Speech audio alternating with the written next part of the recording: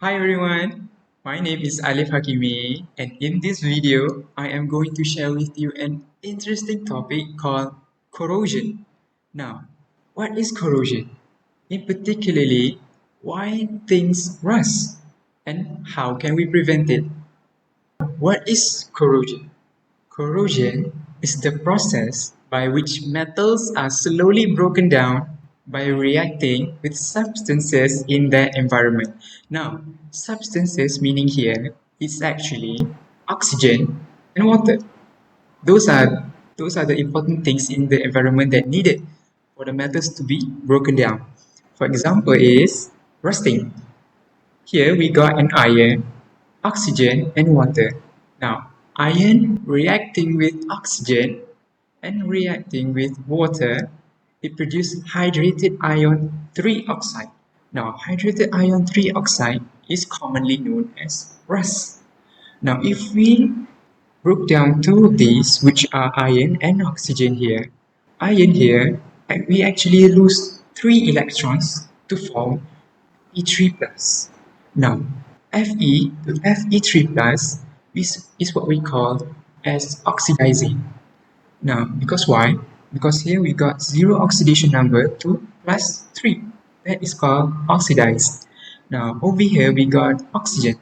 Now, oxygen we gain 4 electrons to form 2 O2 minus. Now, we see here oxygen atom here, oxygen molecule here, we got O2 which has an oxygen number of 0.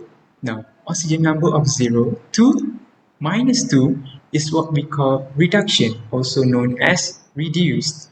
Now, both of these reactions, which are oxidized and reduced, is commonly known as redox reaction. The next thing we need to know about corrosion is the conditions required for rusting to take place. Now, earlier we said for rusting to take place, we need iron, water, and oxygen. Now, water and oxygen are the most important things for rusting to take place. That is why water and oxygen need to be together both. But what if there is an iron, but there are no water or oxygen? What will happen? Let's have a look. To see this in practice, let's just imagine there are 3 test tubes. Now, let's look at the first one. The first test tube here, we got a nail, but there is only water here. There are no oxygen because the water here is boiled to remove any excess or any oxygen present previously. Now, if you look on top of the water, there is a layer of oil. Why do we have oil on top of it? Now, oil is to stop new oxygen from dissolving air into it. That is why we put oil. So the first test tube, there are no oxygen, only water. Now, if we move on to the second test tube here, we see that there are those grey pebbles, which is called calcium chloride.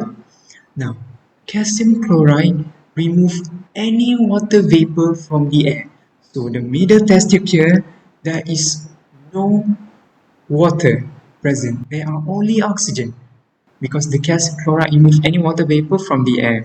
Now, but an interesting thing to know, where do we find calcium chloride here? For example, if you buy a shoe, sometimes we buy shoe, we come in a box, right? So in that box, we see a one white packet there. That packet there is calcium chloride. That is where we found calcium chloride. That's just a bit of information there. Now, if we move on to the next test tube, which is the last one, now, okay, we see there is a water. We see that there is water and oxygen both. So, what if we left 3 of these test tubes for a long period of time? We see that only the last test tube here can only rust because it has both water and oxygen. But why can't the middle and the first test tube rust? Because the first test tube only have water and the second test tube only have oxygen. They have one of each. They cannot rust if they only have one of each. We need two, both, which is oxygen and water, both for the iron here or the nail to rust. One important thing to know in corrosion is that it's only the surface of the metal that corrodes, which means that only the top layer will expose to substances in the environment. Substances meaning water and yes, oxygen. So when iron rust though, okay, we have a block of iron here and we have rust on top of it. Now, that rust on top of that iron just gradually flakes off, meaning that this rust will just disappear and appearing a new metal underneath it. Now, this means that the new layer of that new metal will can also rust.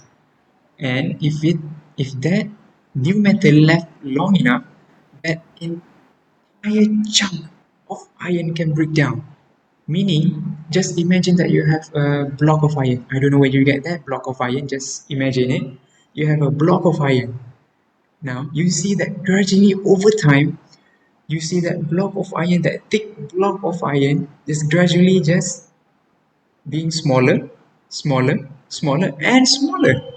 And that moment, you will know that rusting takes place. In contrast, when aluminium corrodes, just imagine this is aluminium. Now, when aluminium corrodes, only the surface and around the surface they are affected. If you see here, there are reactivity here. You see that this is aluminium and iron. Now, aluminium is more reactive than iron. So aluminium react with oxygen is more faster compared to iron. So when aluminium react with oxygen, it becomes aluminium oxide. Now, if the oxide binds around that aluminium block, just imagine that the green layer here is oxide. Now, if the green layer here binds around the aluminium block, it becomes a protective layer.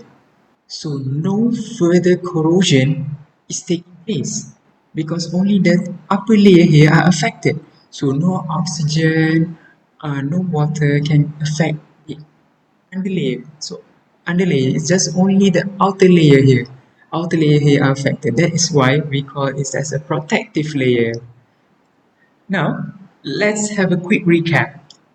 The first thing we know is what is corrosion, and the second one is why things rust. Now, this one we are going to learn on how can we prevent iron from rusting. So there are two methods. The first one is called barrier method, and the second is called sacrificial method. Now we are going to dive into the barrier method first. Barrier method is by which preventing oxygen and water from touching the iron. So rusting cannot take place. So the first thing we do is to paint it. And it works really well for really big pieces. For example, you can say a side of a ship, a metal container, a bicycle. So we can use that to paint it. Now the second one is oil or greasing, and this is necessary if the object has moving parts. For example, we can say a chain of a bicycle. Now the chain of the bicycle always keep moving, so if you want that chain to prevent from rusting, you can use oil or grease. Now the third one is electroplating. Now electroplating is a little bit complicated, but basically, it's just using electrolysis to cover the iron in a thin layer of another metal, by which it protects the iron underneath. Now, the second one is sacrificial method. Sacrificial involves adding a more reactive metal. For example, you have aluminium and zinc. Now, if the object is exposed to oxygen, the more reactive metal, which is either ore, aluminium or zinc, will be oxidized instead of the iron. So if you have an iron and you put a more reactive metal, for example, you have aluminium around the iron, the aluminium will expose to oxygen and it will be infected instead of the iron. So it will protect the iron. If you use the aluminium, or zinc, or a more reactive metal.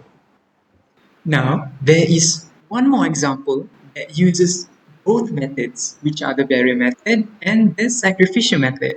And we call this as galvanizing.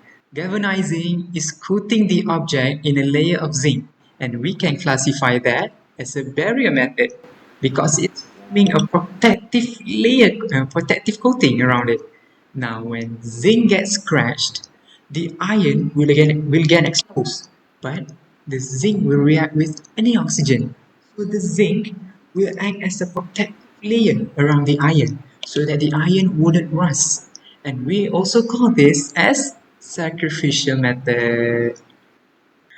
And that would be the end of the video. I hope you learned something new and I see you in the next video. Bye bye.